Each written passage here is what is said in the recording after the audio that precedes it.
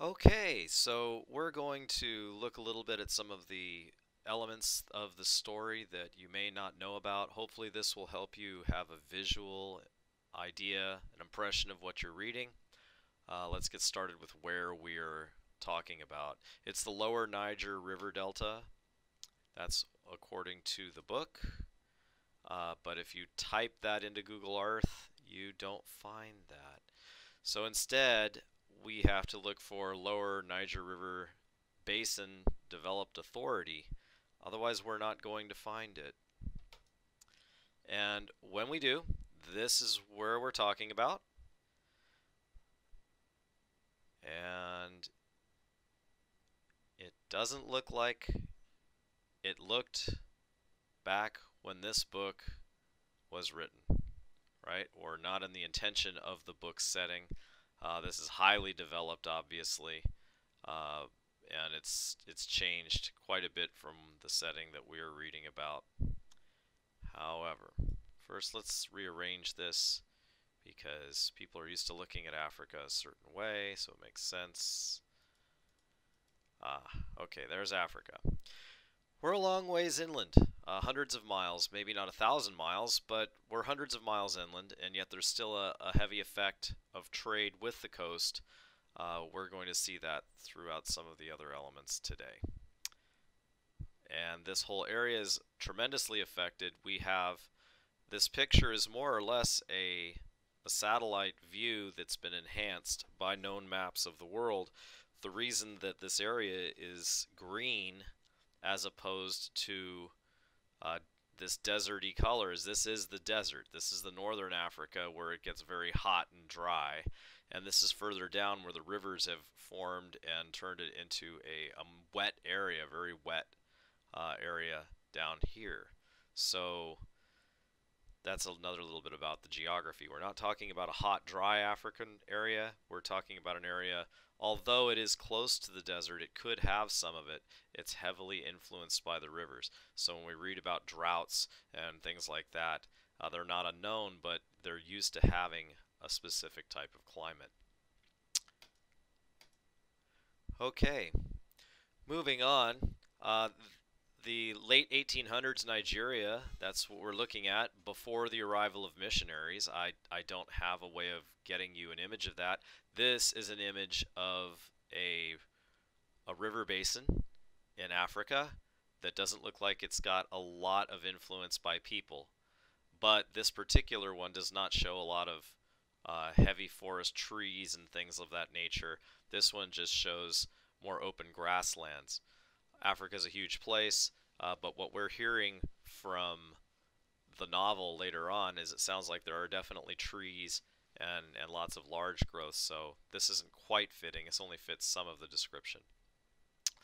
The farmland is non-industrial, cultivated, intermixed with and surrounded by wild lands. So that has got a specific look that we're going to see coming up shortly when we look at the yam farming. But it's basically wildlands mixed with fields that have been plowed, that have been cleared by people, and they have used traditional methods, hand digging tools, and etc. to plant them. So it looks like it's not wild, but yet there's wild all around it, and there's wild everywhere in between. They're like carved out islands in the forests. Trade with the coast is evidenced by cowries. Might as well have a look at what a cowrie looks like. These are cowrie shells. That was literally money.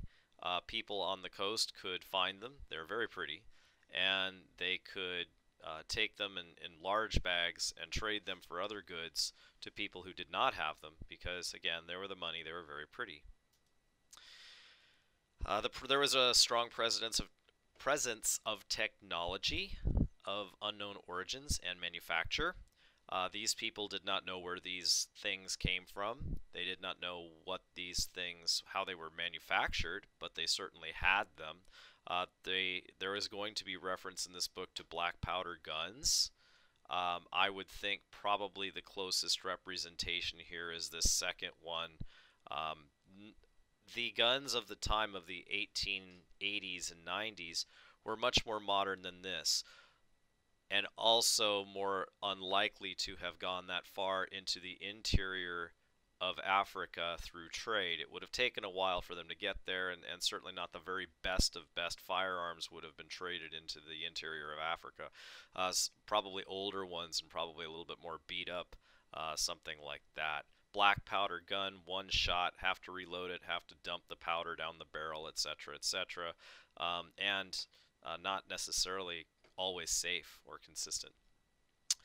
Metal axes, picture this has a print on it, and things that were manufactured in the 1800s, they did have prints on it, they did have stamps.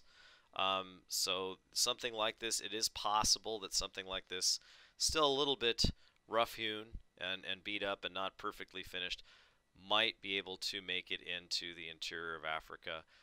Something like that would be something like what I would expect. Machetes, a machete from the time. These are not really swords. These are very beautiful. These particular ones are possibly ornamental or given to a very important person. They say in ornate description. This particular one is a Mexican machete. Concept is that it's a long and different shape than the machete that we're probably traditionally used to. It's just a pretty good size hunk of metal that you can whack the branches and break them out of your way. But they use them for so many things in Okonkwo's world that they are honed and razor sharp. They're not really just the bush tools that we know them as today. Over here we have the traditional, typical Nigerian grass hut building. We can picture, and you can see some others around. So this might be, of course, without the USA, and without the door on it. I think that this would be relatively representative of something that you might expect. We have some other concepts. I believe that it was this one that it was pointing at for another African, but maybe not. Anyway, moving on, we have the kola nut. Kola nut, I guess they have varying colors. All of them have varying levels of pink. Some are very pink, some are only tinted pink, some have very little pink. This is kola nut. It is one of the ingredients that actually made up the name for the Coca-Cola. It's considered a mild stimulant, similar to offering someone a cup of coffee. It is not coca. It is not what people use to make cocaine. That is in a different land entirely. This is Africa. But this is a mild stimulant called cola that people used, like I said, like a cup of coffee. And you hear people offering people cola whenever they come to visit. It's like you'd offer someone a cup of coffee. Palm wine. We have some palm wine pictures. So this is a traditional method. These almost look like a traditional bowl that you might have, or calabash that's actually carved out of a certain type of calabash fruit and things like that. You can make the bowls out of, also wooden bowls. You can see they cut the plant and then they position a wick so that it guides the fluid down into the pot. They tie the pot up there and they leave it there to dribble and fill up over hours. A good tapper can get them to drain a lot of the juices into the traditional gourds without killing the plant, and can get a lot out of it. Traditional yam farming. We have a picture of, this is a scattered, messy looking farm, yet that's actually a very well organized. You've got the yam mounds here scattered among the grass. You do weed and pick up all the grass at a certain point, but then eventually you stop and you just let it grow back. There are certain times when you do various parts of it based on, you want to have a certain amount of ground cover, a certain amount of grass to keep the area cool and to retain moisture. So they let it grow in at a certain time, but at certain times they don't. There's a little bit about that in here. And a yam planting can have lots of different scattered plants of different types. It can have yam, and it can have corn, and it can have a lot of different things scattered among. when the farmers know exactly which thing plants where and when and what's the best location, and they all seem to work together. So it's a little bit more of a scattered type of, it's not all one species of plant. And we have, this is the stacks. We've heard about the barns that are filled with stacks and stacks of yams.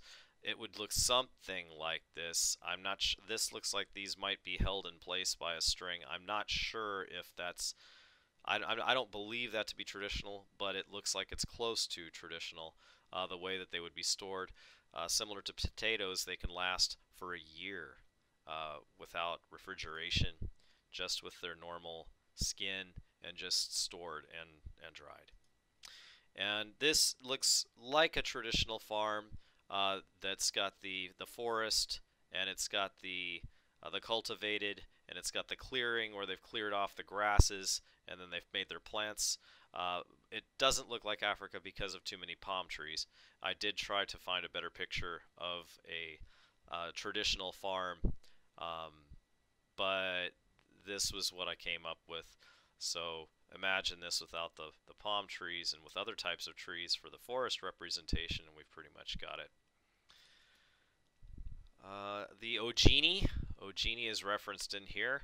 Let's have a look. This is one type of ogene.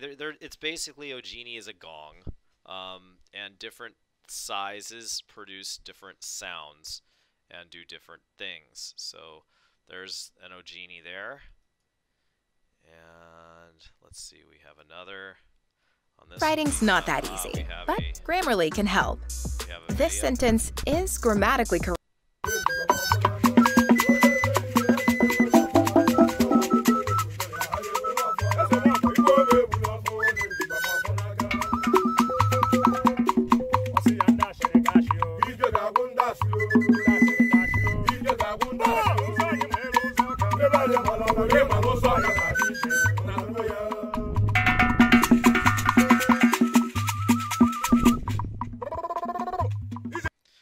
As you can see, a variety of sounds that you can make depending upon where you hit the ogene, the size of the ogene. I may be pronouncing this wrong, but I believe it's ogene.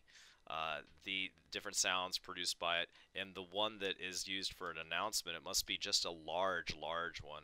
A huge gong that when they hit it produces a loud booming sound that everybody can hear for miles. That would be a totally different ogene, literally gong. But as you saw and as you heard, depending on where you hit it, how you hit it, and the size of it, it makes different tones. One of their important instruments. So hopefully that will give you some idea of some of the different things that you're reading about in the first 25 of Things Fall Apart. Hope that wasn't too cringy for you.